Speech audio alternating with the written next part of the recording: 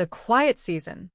For most of her life, Lena believed that being alone meant something was wrong. Empty chairs felt like rejection, silent evenings felt like failure, and weekends without plans made her anxious. She filled her calendar with noise, friends, work, social media, conversations that never went deep because stillness scared her. Then one year, everything changed. After a painful breakup and the loss of a job she had held for nearly a decade, Lena found herself in a small apartment with nothing but time. The phone stopped ringing. Invitations faded. For the first time, she was truly alone, not for a night, but for months. At first, it felt unbearable. Mornings were quiet. No one asked how she slept. No one needed her opinion. She felt invisible. She tried to escape the silence by scrolling endlessly, replaying old conversations in her mind, wondering where she went wrong. Loneliness knocked loudly at her door. But one morning, something shifted.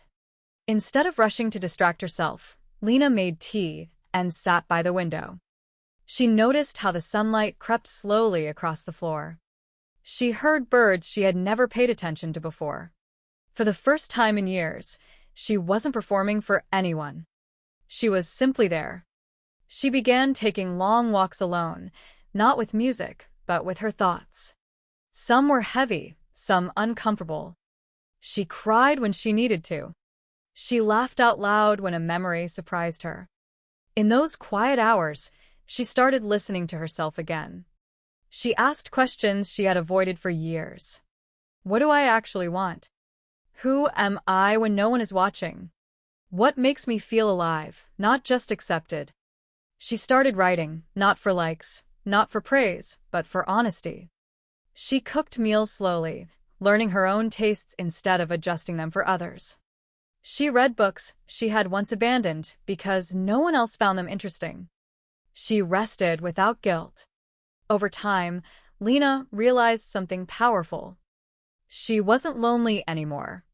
She was alone, and there was a difference.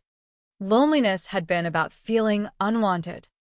Being alone became about being whole. In that quiet season, she rebuilt herself. She learned boundaries.